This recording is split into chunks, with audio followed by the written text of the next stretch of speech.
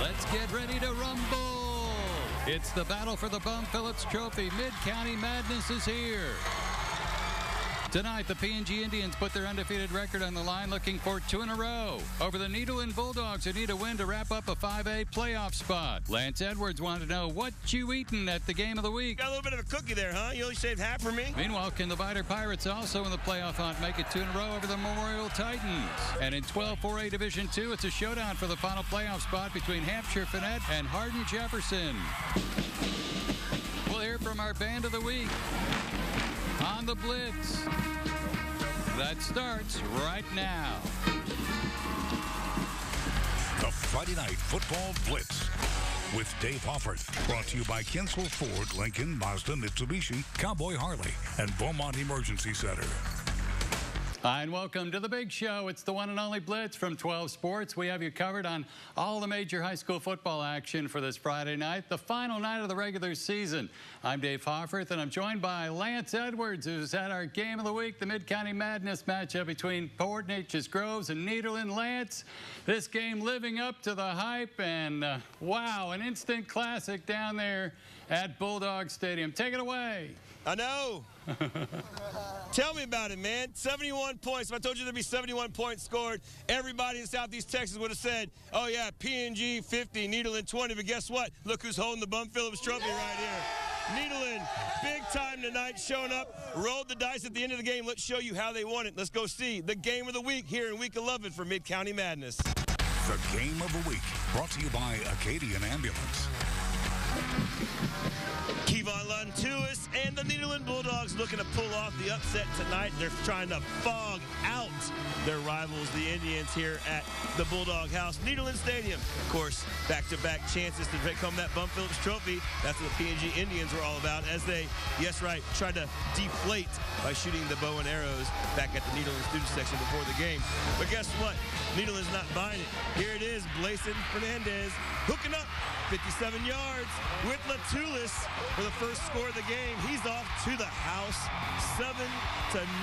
Needleland entering on top, saying we're not going to take that in the student section. They came out at 5:30 p.m. You're right. Look at this guy decked out. That's a lot of glitter right there. Response? Well, here it is right there. Nice little pass. That's going to be Rashawn Johnson finding his tight end. It's going to be himself calling his name from 2 yards out. It's going to tie the game up 7-7. Oh, man, here comes the powder in the stands from the P&G Indians, and the cheerleaders finally have something to cheer about late in the first quarter. But Needleland's going to respond again. Check this out. Pickoff. Oh, yeah, he's going to be a big player tonight. Number 30, Colton Beeson. Nice little interception there. The first of 2 picks in the first half for the Bulldogs. Is going to set this nice little touchdown catch. Boop, pop up in the air. Now I got it. Latulis, his second grab for 6 in the first half. Needleland takes a 14-7 lead into the half. Oh, my gosh, the atmosphere is so electric. The glitter's out again. Oh, man, I have it all over me tonight. Here it is, fourth quarter, seconds winding down. Latulis with his 3rd touchdown catch of the night. Needleland rolls the dice. Guess what? When there's 13 seconds left in the game at home against undefeated rival P&G, you go for 2. Latulis in motion. They fake. Back to Beeston, the man with the big pick in the first half. Beeston is the hero in the city of Needleland tonight. Bulldogs win. Let's go check it out on the scoreboard. What a game. And there you have it, the final score. Needleland walks away 36-35. No worries about going to the playoffs. That's a clincher right there, Coach Barrow. Talk about how exciting to make that call at the end of the game. 13 seconds left. You're on your turf. Call up Colton Beeson. Well, you know, kind of crazy. That's first offensive play he's played all year. He had a catch. I think he had an interception, so he's got 2 catches on the year, and they both happened tonight. Couldn't have happened at a bigger time. Is he a senior this year? He is a senior. He's been one of our leaders. Very proud of him and the entire group. Talk about from day one, you work for this game in particularly. You work against all the spread offenses you have to play. And then tonight, you kind of shut their spread offense down. They kind of didn't throw the ball on you much. They ran the ball a lot, but well, talk about that. You know, last year, I think the opening drive, I think Rashawn ran 8 times. So at some point, they were going to let him try to take over the game, and I don't know that he didn't. You know, he's hard to stop, but at some point we had to make a few stops, so they'd have had 80 points. So I think our defense did an outstanding job of containing him. If you can contain somebody with 35 points. But, you know, this team's trusted each other on both sides of the ball all year, you know, defense, offense, and I thought both of them played outstanding tonight. And again, Rashawn Johnson had 5 touchdowns in the game tonight on the ground, but he threw those 2 picks in the first half. Y'all walked in with that 14-7 lead. What was that final message going out for the last time onto the stadium field here? Well, at halftime we talked about, remember the feeling you had before you walked out. 14-7. You got to walk out with the same mindset you had before. These guys are amazing at little things that you talk to them about. They seem to just grasp it, focus on it, and, you know, they've been amazing all year. All right, Monty Barrow, 1-0, baby. Congratulations in that Nederland P&G series. The #1 rivalry in the state of Texas. Dave will have a little bit more from this game coming up later, but for now, we're going to talk about it. Nederland wins 36-35 in the game of the week. Live in Nederland, Lance Edwards, 12 Sports. And that's why we love high school football. On any given Friday night, you never know what's going to happen. Nederland, and they were posing 4 pitchers with that Bum Phillips trophy. What a sight to see at Bulldog Stadium. All right, other action in 22-5A tonight had the Vidor Pirates, who stunned the Memorial Titans in the Boneyard last year to share the district championship. The first district title for the Pirates since 1978. Now the rematch in Port Arthur tonight. So how would the Titans handle it? And quite well indeed, as we pick it up in the second quarter. Memorial's already leading 20-0, and they go to work. This is Keitha Jones, their quarterback, airing it out. Look at the arm as Martavian Barnes gets behind the secondary. That's a 75-yard touchdown, and it's 26-0. Memorial on top. But wait, there's more from Keitha Jones. Jones, a little flat pass to Elijah Hines. Look at the blocking developed down the sideline. Hines waltzes into the end zone. 2-point conversion is good to make it 34-0. Titans on top. And it's Keitha Jones once again, a little high snap, and he brings it down, trying to get outside and busting loose. It's Elijah Hines again, coasting down the sideline, 40-0 at this point.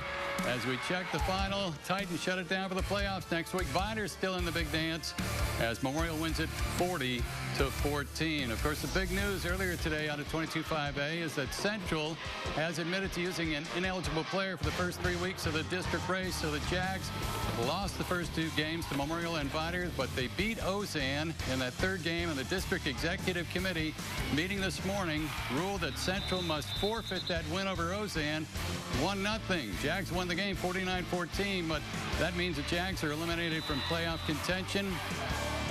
The ISD released a statement saying the player in question was a half a credit point short of being academically eligible. 5 is needed. He was at 4.5, so Nederland got the final playoff spot. They got it anyway with a win tonight from 22-5A for Division I. Memorial, the other team in Division I. Vidor and P&G, they're qualified for Division II 5A playoffs next week. And last year, Nederland had to forfeit a win and missed out on the playoffs. This year, it's Central. Jags will close out the regular season at home tomorrow against Baytown Lee. Big showdown in District 10 4A, Division I. LCM hosting Navasota with a #1 seed on the line for the Bears. Navasota, the Rattlers take charge in this one. It's Jeb Malix with a pass to Carrick Moore. Moore picks up first down yardage. And the Rattlers again, the handoff to Houston. He's into the end zone. 2-yard touchdown run. Navasota takes a 7-0 lead. But back come the Bears, led by Chris Winters, former 12-star athlete of the week, busting the outside. Watch the cutback ability. He delivers a blow in the end zone. 2-point conversion is good. LCM takes an 8-7 lead. But Navasota, they came to play tonight as well. Read option, it's Thomas Robinson into the end zone on a 4-yard touchdown run. 14-8 Rattlers. Here comes LCM once again, driving it downfield. It's Chris Winters bowling his way into the end zone. 14-14 tie at this point in the first half. As we check the final, it was Navasota pulling out the win, 40-30. So Navasota ahead of LCM, and that would give the Silsbee Tigers a great chance. As we roll those highlights, Silsbee with a win tonight over Cleveland can take the #1 seed from district and a chance to get a piece of the district championship as well. And the Tigers on the opening drive, 4th down and 13. Jacob Collins passing. Tredarius Lowe comes up with it, and he's down the sideline. No problem. 7-0 Silsbee. Tigers up early. Now the kickoff. Watch this. Cleveland would touch the football for the first time and drop the football in the opening kickoff for Silsbee after the touchdown. Tigers recover with great field position, and then the first play from scrimmage after that, it's Collins going up top to who else? Kalen Boogie Barnes. He's behind the defensive back there.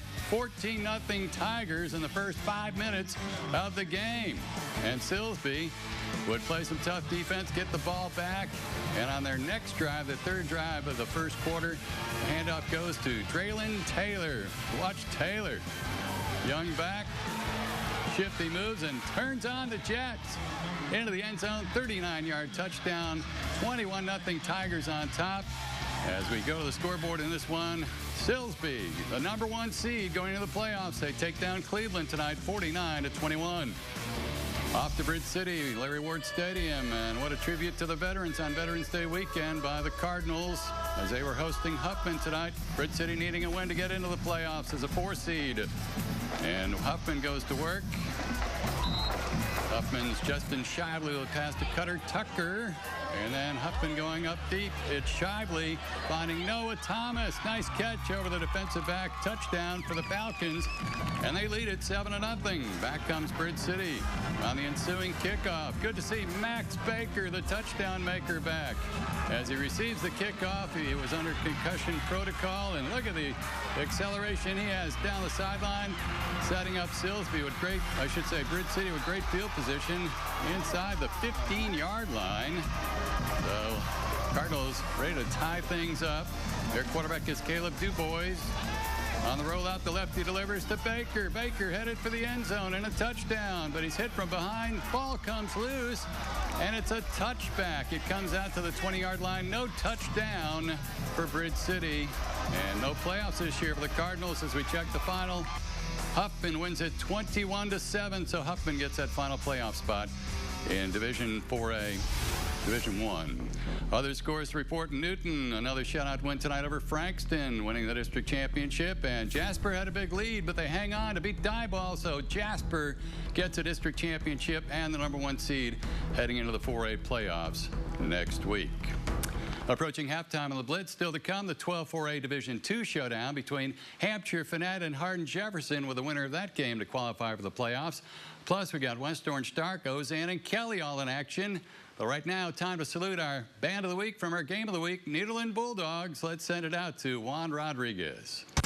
It's the Band of the Week, brought to you by Beasley's Smokehouse Sausage, the taste of home.